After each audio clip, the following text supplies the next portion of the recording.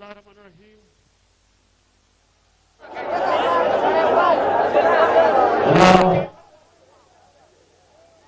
तेरी इबादत करता हूँ और कामयाबी और इज्जत देने वाले खुदा तेरे से मांगता हूँ। मेरे तीर के पाकिस्तानियों, इस शानदार इस्तकबाल का मैं आपका दिल से शुक्रिया अदा करता हूँ। बहुत बहुत शुक्रिया। इस शानदार की वजह से हमें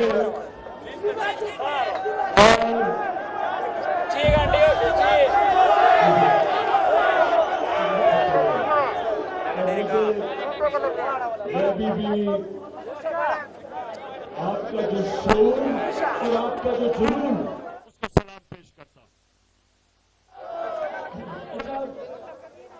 इमरान खान लोअर तीर तेमिरगाह में अवामी जलसे से खिताब कर रहे हैं और इस वक्त आप देख सकते हैं जलसागाह के मनाजिर जहाँ पर आवाम का एक जम गफ़ीर है जो पाकिस्तान तहरीक इंसाफ की पॉलिसियों और ख़ास तौर पर वज़ीर आज़म इमरान खान की तर्ज़ क़यादत से बिल्कुल खुश और मुतमिन है। और अदम एतमाद के हवाले से जब इस जलसागाह के मुंतज़मीन नारे लगाए कि पाकिस्तान तहरीक इंसाफ और इमरान खान पर एतमाद है, तो अवाम के इस जम गफ़ीर ने बावाज़ बुलंद हाथ उठाकर वज़ीर आज़म इमरान खान की क़यादत पर मुकम्मल एतमाद का इजहार किया। इससे पहले वज़ीर ख़ारिजा शाह महमूद कुरैशी ने भी खिताब किया, वज़ीर आला खैबर पख्तूनख्वा महमूद खान ने, और इसके अलावा वज़ीर मवासलात मुराद सईद ने भी खिताब किया और अपोजिशन की मौजूदा सूरत हाल और उनकी बुखलाई हुई इस सिचुएशन पर अवाम से जब राय ली तो अवाम उन्नास ने बना और इस मुल्क का जब यह पाकिस्तान बन रहा था तो इसका नारा क्या था?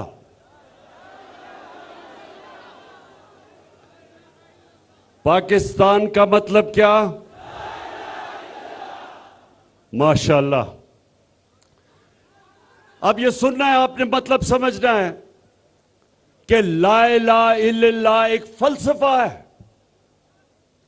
जब आप ये दावा करते हैं कि अल्लाह तेरे सिवा और कोई खुदा नहीं, और अगर मैं किसी और खुदा के सामने झुकता हूं वो बहुत बड़ा गुनाह शिर्क कहलाया जाता है, शिर्क है। तो नौजवानों याद रखें, ला इलाहा इल्लल्लाह इंसान को गैरत देता है। एक गरीब से गरीब इंसान भी होगा, जब वो किसी के सामने झुकेगा नहीं, लोग उसकी इज्जत करेंगे। और बड़ा अमीर तरीन पैसे वाला आदमी जब वो किसी के सामने झुकता है, कोई इज्जत नहीं करता उसकी। तो मेरे नौजवानों,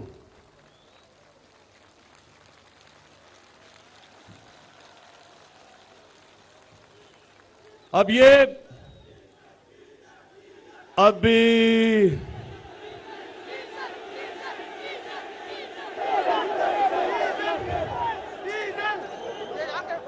मेरी जनरल बाजवा से बात हो रही थी। उन्होंने कहा कि इमरान देखें, फजल रहमान को डीजल ना कहना।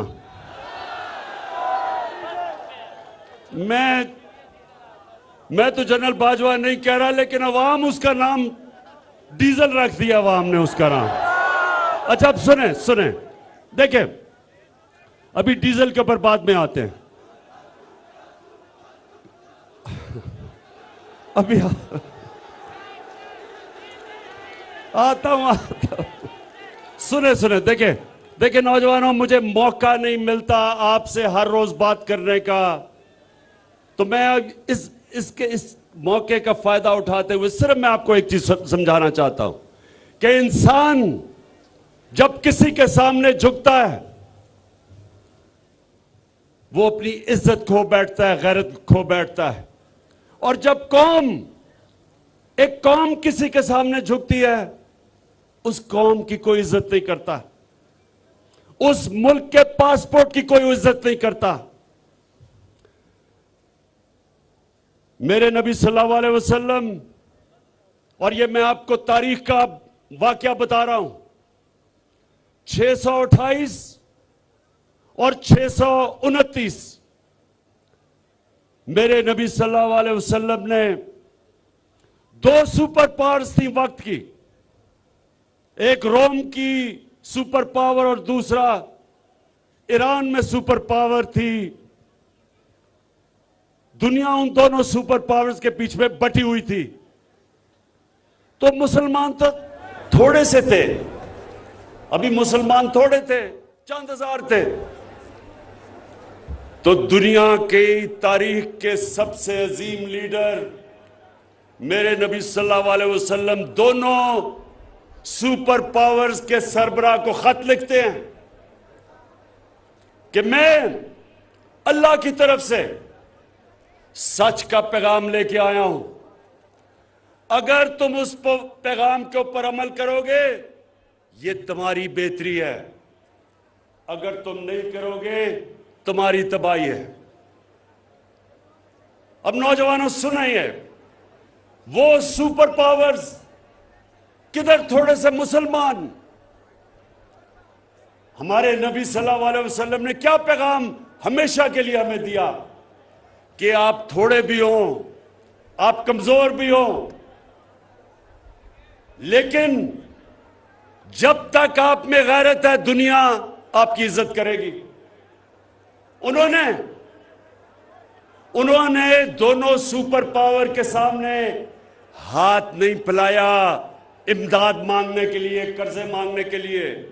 उन्होंने उनको पैगाम दिया और दुनिया की तारीख इस चीज की गवाह है कि 8-9 सालों के बीच में दोनों सुपर पावर्स मुसलमानों के सामने घुटने टेक देती हैं। ये दुनिया की तारीख में है। तो हमें अल्लाह ने हुक्म दिया कुरान में कि अपने नबी की सुन्नत पे चलो, उसके रास्ते पे चलो। तो नौजवानों, आज सबसे पहला मेरा पैगाम यह है कि सिर्फ एक खुददार कौम की दुनिया इज्जत करती है। वो कौम जो अपनी इज्जत नहीं करती उसकी दुनिया इज्जत नहीं करता। और जब से मैंने सियासत शुरू की 25 साल पहले, मेरा मंशूर देख लो, मैंने 3 चीजें कही कि सबसे पहले हम पाकिस्तान को एक खुददार कौम बनाएंगे, अपने पैर पे खड़ा करेंगे और कलमा ला इलाहा इल्लल्लाह के ऊपर अमल करेंगे कि सिवाय अल्लाह हम किसी के सामने सर नहीं झुकाएंगे। दूसरा, इंसानियत, कि हम अपने मुल्क को एक फलाही रियासत बनाएंगे उस तर्ज पे जो हमारे नबी सल्लल्लाहु अलैहि वसल्लम ने मदीना में दुनिया की तारीख में पहली दफा फलाही रियासत बनाई थी। और तीसरी चीज कि हम अपने मुल्क में अदल और इंसाफ का कानून लेके आएंगे, ताकतवर को कानून के नीचे लेके आएंगे। ये 3 चीजें मेरे मंशूर का हिस्सा था 25 साल पहले। और ये मंशूर हमने मदीना की रियासत से लिया था, जिधर हमारे नबी सल्लल्लाहु अलैहि वसल्लम ने इन 3 उसूलों के ऊपर मदीना की रियासत को खड़ा किया था। तो आज सबसे पहले मेरे ये जो 3 स्टूजेस हैं, ये जो 3 इकट्ठे हो गए हैं,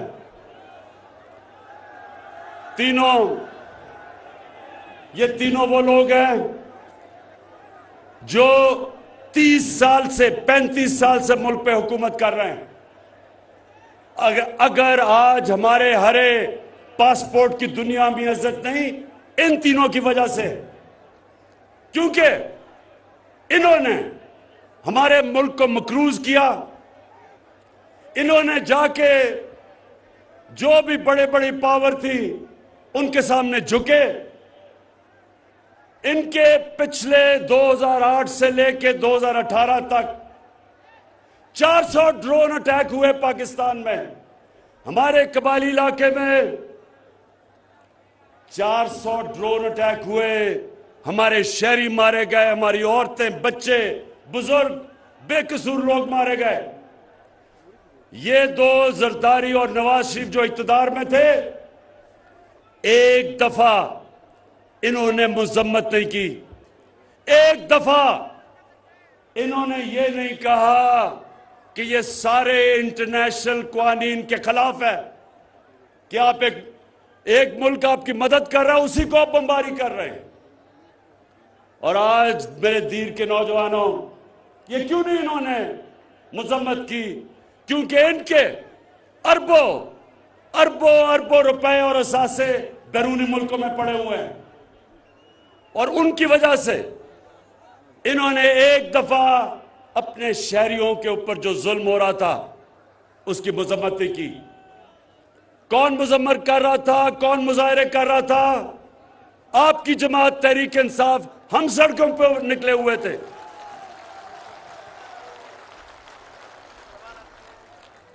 और अभी शाह महमूद कुरैशी ने बात की, हिंदुस्तान से मिसाइल आया।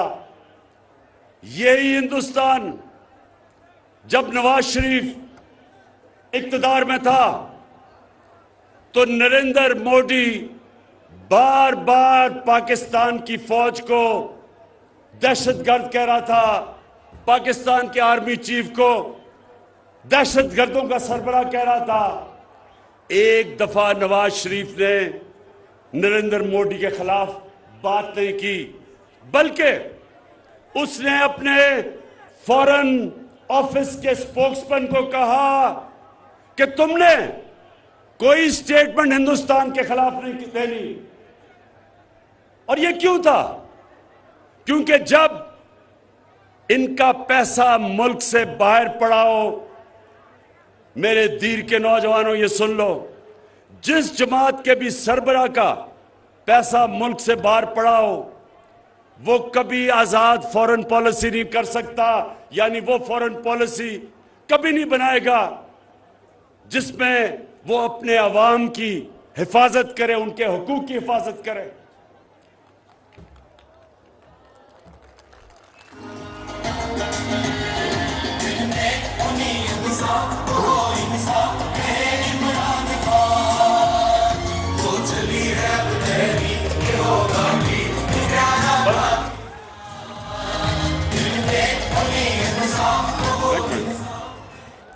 अच्छा, अभी मैं थोड़ी देर के बाद डीजल पे आने लगा हूं, लेकिन उससे पहले इन्होंने जो हरकत की अभी इस्लामाबाद में, उसके बाद में आता हूं। लेकिन सबसे पहले देखें, मैं सिर्फ, मेरा काम है, एक मुल्क का प्राइम मिनिस्टर मुल्क का बाप होता है। आप जिस तरह मैं अपने बच्चों की तरबियत करता हूं, मेरा काम है आपकी तरबियत करना, आपको एक अजीम कौम बनाना। यह जरूरी है कि आप समझे कि यह मुल्क बना किस लिए था। तो यह तब मुल्क जब बनाया गया था तो एक गुलाम हिंदुस्तान में एक आजाद लीडर था जिसका नाम कायद आजम मोहम्मद अली जिन्ना था। हम उसको लीडर मानते हैं, और वो सादिक और अमीन था। वो एक ऐसा लीडर था जो दलेर था, जो उस वक्त अंग्रेज की आंखों में आंखें डाल के बात करता था, और उसने अपनी जान की बाजी लगाई हमें आजादी दिलवाने के लिए। और इंशाअल्लाह हम इस मुल्क को अब उधर लेके जाएंगे। कभी भी ये याद रखे मेरी पाकिस्तान की कौम कि क्योंकि हमारा नस्बुल जब शुरू किया था, इया कना बदो वैया का नस्ताइन था। कभी मैं ना कभी किसी के सामने झुका हूं, और इंशाअल्लाह कभी आपको किसी के सामने झुकने नहीं दूंगा।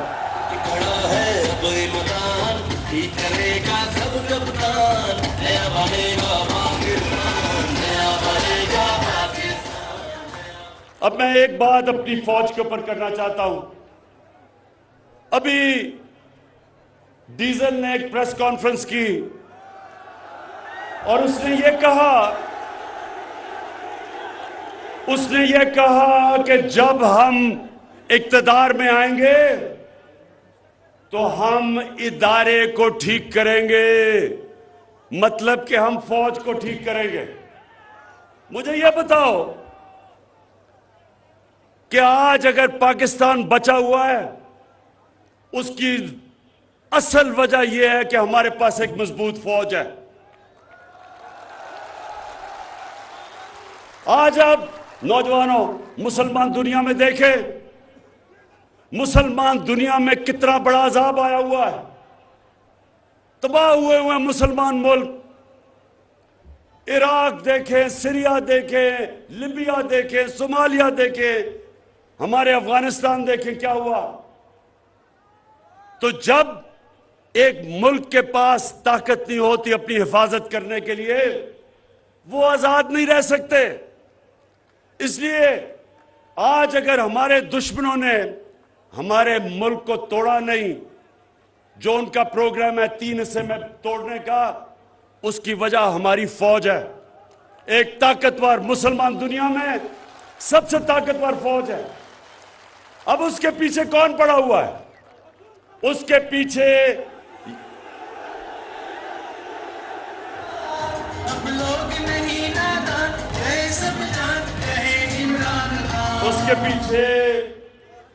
पहले तो ये जो डीजल ने कहा है कि हम इदारे को ठीक करेंगे। आप कैसे ठीक करेंगे? आपने तो जिस इदारे को हाथ लगाया है, आप तीनों ने, 3 स्टूजेस ने, आपने सारे इदारे तबाह कर दिए। आपने तो अदालतों के ऊपर अटैक किया, आपने तो जजेस को खरीदा, आपने तो डंडों से सुप्रीम कोर्ट के चीफ जस्टिस को भगाया, आपने तो टेलीफोन कॉल कर करके जजों से फैसले लिए, आपने तो मीडिया के ऊपर लिफाफा जर्नलिज्म शुरू की, रिश्वत दी। आपने तो ये जो बाहर बैठा हुआ है, इस मुल्क का सबसे बुज़दिल झूठा आदमी, कहते हैं, मुझे ये भी कहते हैं कि जी उसको भगौड़ा ना कहो। इतना वो भगौड़ा भी है और वो झूठा भी है। पहले झूठ बोल के गया कि मुशर्रफ के मैंने कोई 10 साल का कॉन्ट्रैक्ट नहीं किया। अब झूठ बोल के गया है कि जी मेरी तो तबीयत बहुत बुरी है, मैं तो मरने लगा हूं, अगर मैं बरतानिया ना गया तो मैं मर जाऊंगा। तो तब गया तो उसने, सुने जरा, उसने छांगा मांगा की सियासत शुरू की, उसने सियासतदानों की कीमतें लगाई, उस आदमी ने ये लिफाफा सहाफत शुरू की, उस आदमी ने आर्मी चीफ को, आसिफ नवाज जंजुआ को BMW गाड़ी से रिश्वत देने की कोशिश की। तो वो आज फौज को ठीक करेंगे। वो आदमी है जिसने काठमांडू के नेपाल में नरेंद्र मोदी से छुप के मिल रहा था अपनी फौज के खिलाफ, जिसने नरेंद्र मोदी को शादी पे बुलाया जो कि कश्मीरियों के ऊपर जुल्म कर रहा था। क्या वो ठीक करेगा फौज, या वो डीजल जिसने अमेरिकन एम्बेसडर के पास बैठ के कहा, एन पैटरसन के, उसने अमेरिकन एम्बेसडर को कहा कि मैं आपकी खिदमत करने के लिए तैयार हूं, मुझे भी एक मौका दे दो।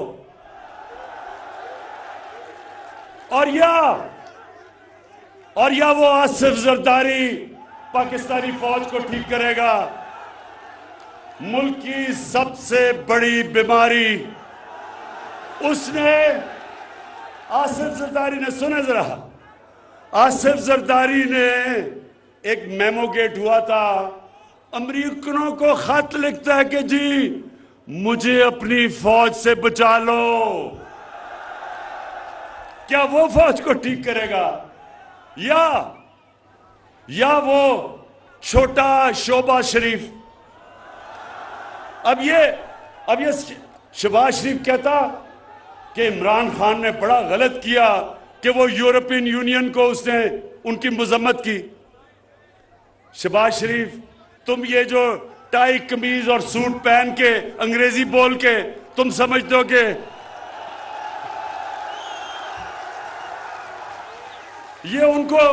ये शहबाज शरीफ भी अपनी टाई पहन के उनको कहता है, सर मुझे मौका दे, मैं आपकी बड़ी अच्छी खिदमत करूंगा। तो ये जो फजलुर रहमान यानी कि डीजल ने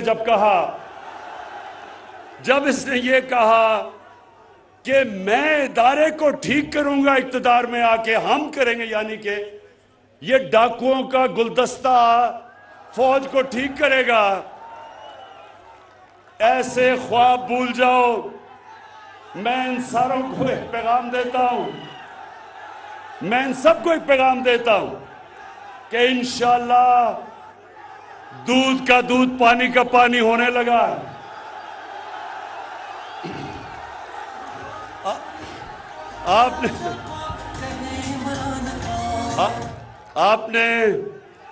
आपने वो किया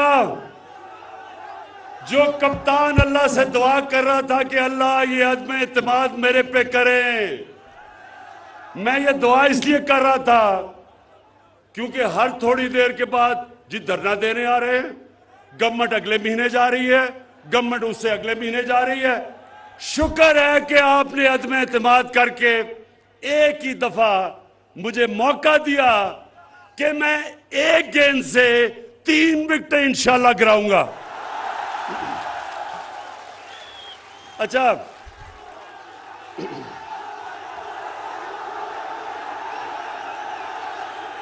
और इंशाल्लाह एक दिन पहले अदम इत्मीनान से ये सारी कौम देखेगी, डी चौक में इंसानों का समुंदर होगा इस्लामाबाद में।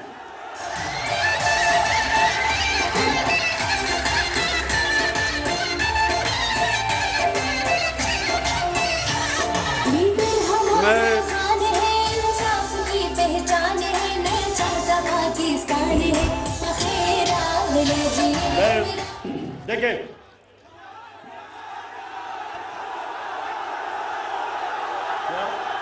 क्या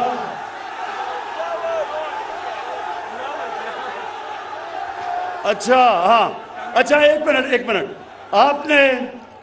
आपने वो सोशल मीडिया पे देखा है? एक मिनट सुन ले मैं क्या कहने लगा हूं। नवाज शरीफ बैठा हुआ है अमेरिका के सदर के साथ, हाथ में उसने पर्ची पकड़ी हुई है और उसकी कांपें टांग रही हैं। पर्ची पकड़ के वो घबराया हुआ बैठा है कि उसका आका नाराज ना हो जाए, कहीं नाराज हो गया तो उसका सारा पैसा इतनी मेहनत से जो चोरी किया हुआ है बार वो ना कहीं पकड़ा जाए। तो अब मैं वो बिलावल बच्चे की क्या बात करूं।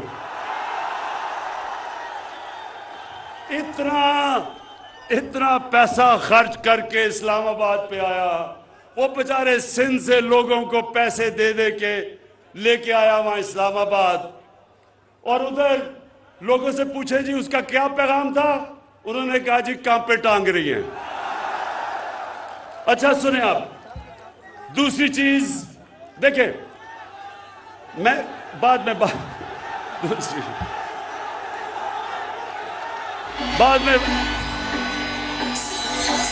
अच्छा, ये इंशाल्लाह ये जब तक बिलावल सियासत छोड़ेगा तो नए अल्फाज निकलाएंगे, जिस तरह कांपे टांग रही है, चीनी उग रहा है, और एक और वो क्या बारिश आता है। तो इंशाल्लाह ये सारी चीजें, क्योंकि जब आप एक लीडर को जबरदस्ती बनाने की कोशिश करें, क्योंकि जनाब उसके नाना साहब लीडर थे तो उसको भी आपने बनाया, यही होता है, फिर कांपे टांगती हैं।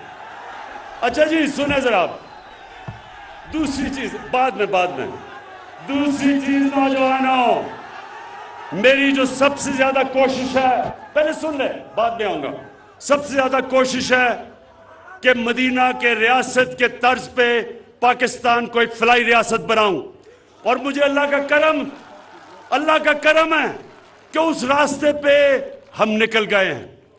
नौजवानों, अब आपके यहां से दीर से बड़े लोग बाहर काम करते हैं, उनसे कभी पूछे कि कोई दुनिया में इस वक्त मुल्क है जिधर हर खानदान के पास 10 लाख रुपए की हेल्थ इंश्योरेंस है, किसी भी अस्पताल में जाके अपना इलाज करवाएं? एक मुल्क बता दें। ये इंशाअल्लाह दुनिया के लिए पाकिस्तान एक मिसाल बनेगा। हमारे पास अभी वसाइल नहीं है, अभी पैसे नहीं है, अभी तो टैक्स इकट्ठा होना शुरू हुआ है, लेकिन अभी से हमने वो कदम उठाया है जो अमीर तरीन मुल्क भी नहीं कर सकते कि हर अपने खानदान को आप 10 लाख रुपए की हेल्थ इंश्योरेंस दें, किसी भी अस्पताल में जाके इलाज करवा सके। और ये हमारा सफर है उस तरफ, इस मुल्क को एक इंसानियत का निजाम लाके एक ऐसी फलाई रियासत बने जो सारी मुसलमान दुनिया हमारी मिसाल से सीखेगी। हमने नौजवानों, कामयाब पाकिस्तान में 20 लाख गरीब खानदानों के लिए 5 लाख रुपए का कर्जा सूद के बगैर, 20 लाख रुपया घर के लिए सूद के बगैर कर्जा, और एक जगह टेक्निकल एजुकेशन, और जो किसान वो अपनी जमीन पे पैसे लगाना चाहता है उसके लिए भी हमने 5 लाख सूद के बगैर कर्जा रखा है। उसके अलावा क्योंकि महंगाई है, आलमी महंगाई आई हुई है, महंगाई का दुनिया में समुंदर आया हुआ है। 40 साल के बाद अमेरिका जैसी जगह में सबसे ज्यादा महंगाई है। उस दौर में हमने 2 करोड़ खानदान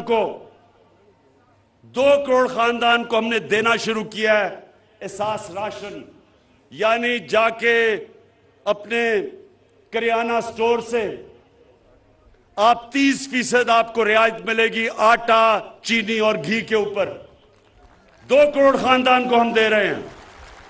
और सबसे बड़ी बात, अगर आपके दीर से लोग दुबई हैं, याद रखें दुबई में, यूएई में जमीन से तेल निकलता है उनके, लेकिन क्योंकि हमने अपने लोगों को बचाया, जो कि दुनिया में इस वक्त तेल सबसे महंगा हुआ है, आज पाकिस्तान में दुबई से सस्ता तेल बिक रहा है, डीजल और पेट्रोल। फजल रहमान और पेट्रोल दुबई से सस्ता है।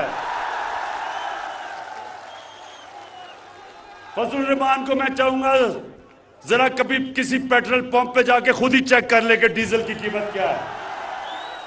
अच्छा सुने आप, और आखिरी चीज, ये 2 और मैंने बातें करनी है। और कानून की बालादस्ती का मतलब, जो मदीना की रियासत में मेरे नबी सल्लल्लाहु अलैहि वसल्लम ने, उन्होंने कहा था, ये नौजवानों अपने कानों में डाल लो, कि मैंने जब ये इंसाफ की तहरीक शुरू की थी, मैं अपने नबी की सुन्नत पे चल रहा था। उन्होंने कहा था कि जिस माशरे में इंसाफ नहीं, जिस माशरे में इंसाफ नहीं, और इंसाफ का मतलब कि कमजोर और ताकतवर के लिए एक कानून, उन्होंने कहा तुम्हारे से पहले बड़ी कौमें तबाह हुई, जिधर जब ताकतवर डाकू चोरी करता था तो उसको सजा नहीं मिलती थी, सिर्फ जब कमजोर गरीब चोर जब चोरी करता था उसको जेल में जब डालते हो कौम तबाह हो जाती है। आज जो मेरा मुकाबला है ये इन 3 डाकुओं से, ये तीनों डाकुओं से मेरा मुकाबला है। और जिस तरह मैं फिर अल्लाह तेरा शुक्र अदा कर रहा हूं कि इन्होंने अदम एतमाद कर दिया, ये मेरी नशिस्त में आ गए हैं। एक इन स्विंग यॉर्कर से तीनों की विकेटें इंशाल्लाह गिराऊंगा। ये जो 3 डाकू हैं, ये मेरे से क्या मांग रहे हैं? क्या मांग रहे हैं मेरे से? NRO। शाबाश, माशाल्लाह माशाल्लाह। मेरी नौजवान कौम में बहुत शऊर है, मैं दाद देता हूं आपको। मेरे से कहते हैं जी इमरान खान, हम तुम्हारी गवर्नमेंट गिरा देंगे अगर तुम हमारे करप्शन के केस बंद नहीं करोगे। मैं इनको कहता हूं, गवर्नमेंट गिरानी तो मेरे लिए आसान चीज है, मुझे अपनी जान भी देनी पड़े मैं तुम्हें नहीं छोड़ूंगा। मैं तुम्हारे सामने पॉलिटिक्स नहीं कर रहा, मैं तुम्हारे खिलाफ जहाद लड़ रहा हूं। आपने, मेरे नबी ने कहा कि ताकतवर डाकू जब चोरी करता है, आप उसको सजा नहीं देते, मुल्क तबाह हो जाता है। अल्लाह ने इस मुल्क को हर नेमत से नवाजा है, हर चीज दी है, लेकिन क्यों हम उतना अजीम मुल्क नहीं बन सके जो हमें बनना चाहिए था? क्योंकि इस मुल्क में बदकिस्मती से अब तक जो बड़ा डाकू चोरी करता है, हमारा सारा इंसाफ का निजाम उसको सजा नहीं दे सकता। सिर्फ जेल भरे हुए हैं बेचारे गरीब लोगों से जो मजबूरी में चोरी करते हैं। इस निजाम के खिलाफ हजरत अली रजी अल्लाह ताला ने कहा था कि कुफर का निजाम चल जाएगा, लेकिन जुल्म और नाइंसाफी का निजाम नहीं चल सकता। इंशाअल्लाह मैं अपने अल्लाह के सामने वादा करके आया था कि अल्लाह, जब तक मेरे में जान है, मैं इस मुल्क में इंसाफ की जंग लड़ूंगा। ये जो डाकुओं का टोला इकट्ठा हो गया है, अब इनकी तीनों की शक्लें तो जरा पहले देखें। एक तरफ खतरनाक डीजल,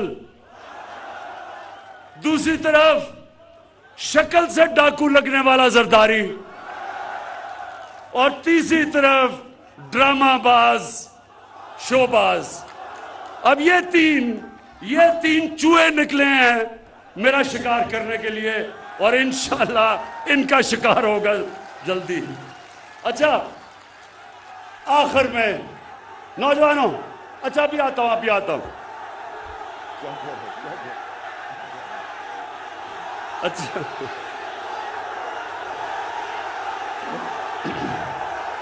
सुने अब 3 चीजें मेरे नबी सल्लल्लाहु अलैहि वसल्लम ने मदीना की रियासत में 3 उसूल बनाए थे: खुददारी, इंसानियत और इंसाफ।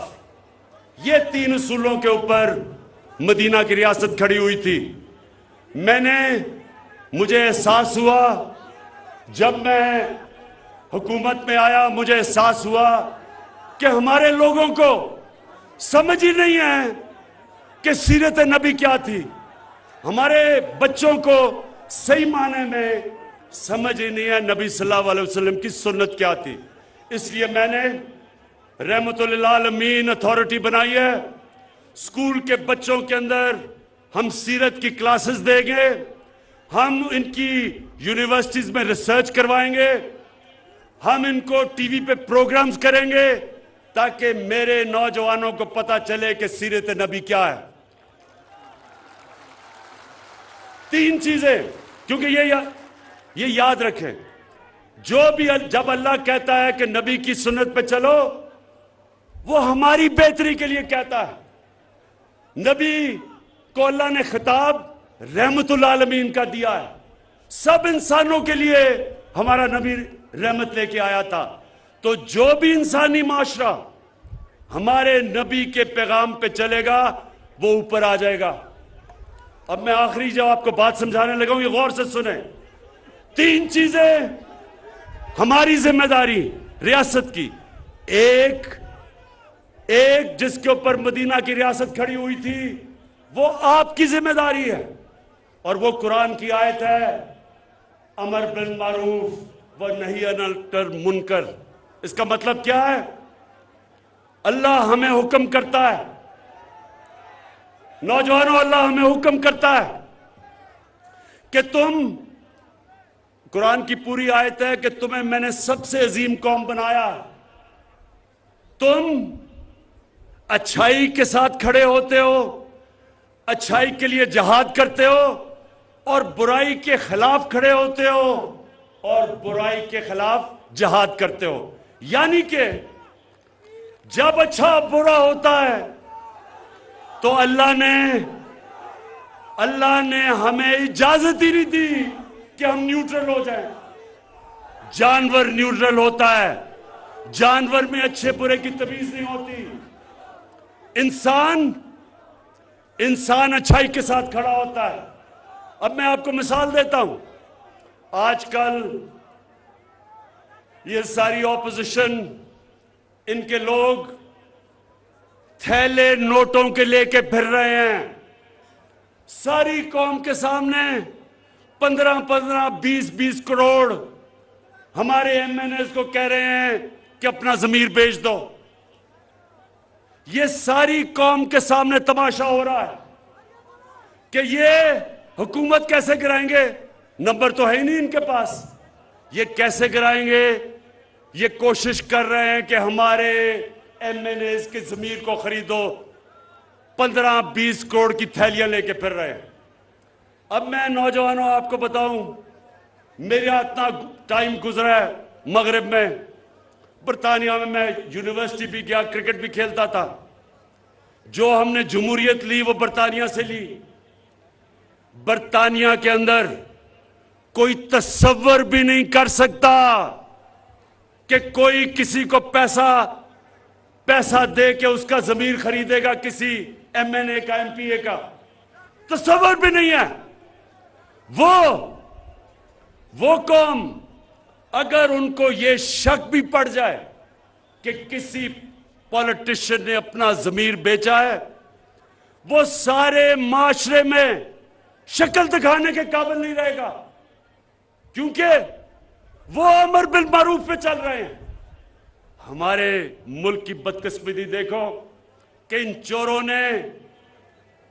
चोरों ने यहां इस मुल्क में 35 साल हुकूमत करके हमें अच्छे और बुरे की तमीज खत्म कर दी है। कहीं दुनिया के महज़ब माशरे में कौन सा पॉलिटिशियन अपना जमीर बेचता पैसे लेके? उसको तो सिर्फ ये ना हो कि माशरे में शक्ल ना दिखा सके, उसको तो जेल में डालें। सेनेट का इलेक्शन हुआ, यूसुफ रजा गिलानी का बेटा एक तरीके इंसाफ के मेंबर को पैसे देता हुआ, उसकी वीडियो आ गई। ये वीडियो अगर मैं जो जानता हूं किसी भी मगरबी जमहूरियत में आती, वो सब आज जेल में होते और उसको सजा मिली होती। तो ये मेरा नौजवानों, हमें अल्लाह की इस जो हुक्म है, इस आयत पे हम सबको चलना चाहिए। मैं जो डीग चौक पे लोग बुला रहा हूं एक दिन पहले अदम एतमाद से, मैं अपनी कौम को सिर्फ इसलिए बुला रहा हूं कि इनको बताने के लिए, ये जो डाकू 3 इकट्ठे हुए 3 स्टूडेंट्स, इनको ये बताने के लिए कि हमारी कौम जिंदा है, हमारी कौम अमर बिल मारूफ पे खड़ी है। हम अच्छाई को अच्छाई समझते हैं और बदी को हम सब ने मिलके खत्म करना है इस माशरे से। नौजवानों, मैं आपको एक और मिसाल देता हूं। करप्शन में अब जो शहबाज शरीफ है, इसके चपरासी के बैंक अकाउंट में 4.25 अरब रुपया निकला है। 4.25 अरब रुपया का मतलब 375 करोड़ रुपया इसके चपरासी के, मकसूद चपरासी के अकाउंट में निकला है। 16 अरब रुपया, 1600 करोड़ रुपया इसके नौकरों के अकाउंट में निकला है। ये अगर किसी भी मगरब मुमालिक में इस तरह होता, इसलिए वो मुल्क हमारे से आगे हैं, वो ज्यादा अल्लाह का हुक्म फॉलो कर रहे हैं।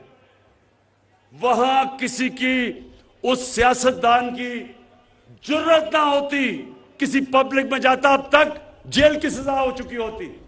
यहां जनाब वो अपनी नेल्सन मंडेला की शक्ल बना के तकरीरें कर रहा है, असेंबली में जाके एक एक।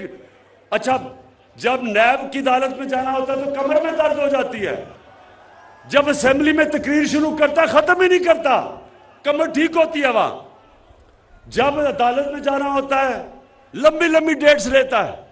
तो नौजवानों मेरी बात सुन लें, कभी भी अल्लाह की बरकत उस माशरे में नहीं आएगी जिधर जुल्म हो, कभी अल्लाह की बरकत उस माशरे में नहीं आएगी जब तक जो उसने हुक्म दिया कौम को कि आप अच्छाई के साथ खड़े हो।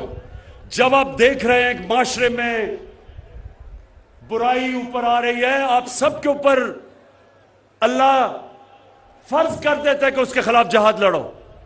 तो ये जो इस वक्त ये सारे 3 डाकू इकट्ठे के कोशिश कर रहे हैं, मैं इनको आज पैगाम देना चाहता हूं कि आप डी चौक में इंशाल्लाह देखेंगे अवाम का समुंदर, और वो सिर्फ एक पैगाम देने आएंगे कि हम अल्लाह के हुक्म पे खड़े हैं, हम अमर बिल मारूफ पे खड़े हैं।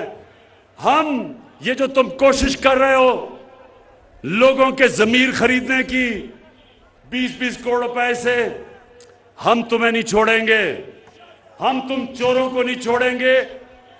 वैसे मैं अभी तक मेरे एमएनएज ने मुझे सब ने बताया है कि उनको क्या क्या पैसा ऑफर कर रहे हैं, मुझे आके बता देते हैं, सब मुझे बता देते हैं कि कौन सा इनका, इनके डाकुओं सिंडिकेट का, इनका माफिया के जो लोग उनको मिल रहे हैं।